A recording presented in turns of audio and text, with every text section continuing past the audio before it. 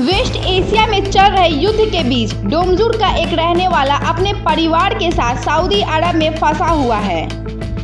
परिवार की नजरें अब टीवी स्क्रीन पर है। घर से बार बार फोन आ रहे हैं। जब तक दूसरी तरफ से किसी अपने की आवाज़ सुनाई देती है तब तक सुकून मिलता है। कब क्या हो जाए, पूरा परिवार डर और दहशत में है।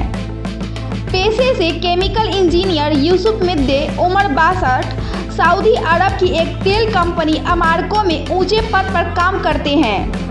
वे 2003 से सऊदी अरब के दम्माम में रह रहे हैं। जैसे जैसे वेस्ट एशिया में युद्ध जारी है, ईरान से मिसाइलें और ड्रोन उस देश और पड़ोसी बहरीन पर हमला कर रहे हैं।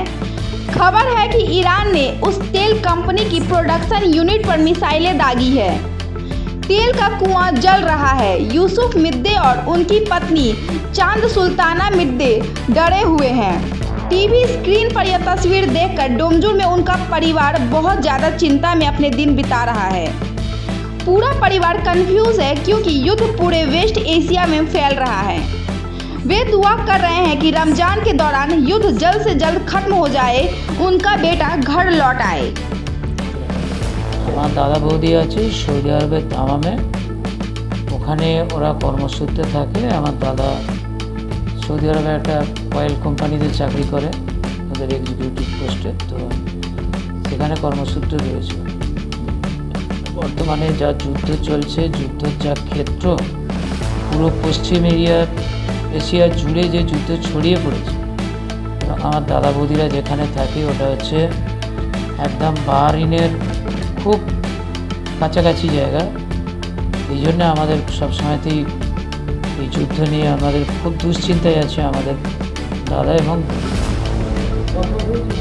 ওনাদের সঙ্গে আমাদের পরশু দিনে কালকে দুদিনই কথা হয়েছে। ওনারা বলছেন যে যুদ্ধের যা পরিস্থিতি ওরা খুব দুশ্চিন্তাতে আছে, কিন্তু ওনারা এখনও পর্যন্ত সম্পূর্ণ নিরাপদে এবং সুস্থ আছেন। কোনো রকমের অসুবিধে নেই। আমাদের সঙ্গে যোগাযোগ করার ক্ষেত্রেও কোনো রকমের অসুবিধে নেই। কিন্তু এই যুদ্ধের যা পরিস্থিতি, যুদ্ধ যেভাবে বাড়ছে, আমেরিকান ঘাঁটিগুলোকে লক্ষ্য করে ইরানিরা যেভাবে ড্রোন এবং মিসাইল অ্যাটাক করছে বিভিন্ন আরব দেশগুলোতে, এবং দামাং একটা সমৃদ্ধ শহর সৌদি আরবে, তাদেরই একটা সমৃদ্ধ কোম্পানি হেডকোয়ার্টারে উনি কাজ করেন।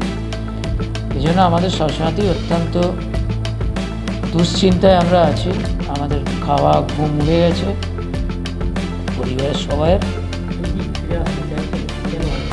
উনি ফিরে আসতে চাইছেন, কিন্তু পশ্চিম এশিয়ার বর্তমান পরিস্থিতি যেটা আছে, প্রায় আন্তর্জাতিক বিমানবন্দরগুলো পশ্চিম এশিয়ার সবই বন্ধ।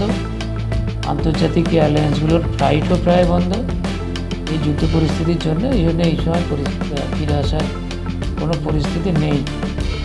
ইচ্ছা থাকলেও ফিরে আসা সম্ভব নেই।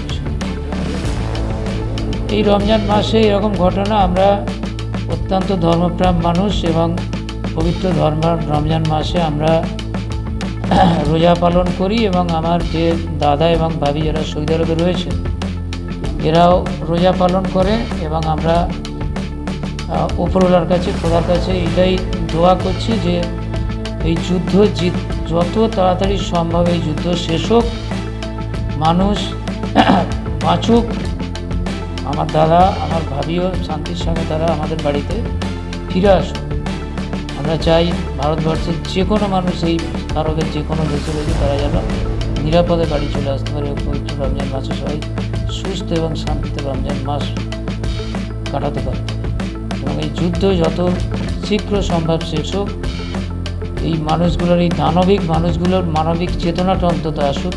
কারণ আমরা দেখেছি এই টিভির পর্দায় আমার দাদাদের ভাবিদের নিয়ে টেনশনে বারবার টিভি দেখতে গিয়ে ইরানের একটি স্কুলে বোমা মেরে মিসাইল অ্যাটাক করে 165 জন দুধের শিশুকে পর্যন্ত হত্যা করা হয়েছে।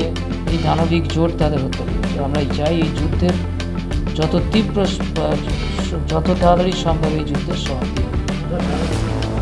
আমার দাদার নাম ইউসুফ মিদ্দে, আমার বৌদির নাম চাঁদ সুলতানা মিদ্দে, আমার নাম দাউদ।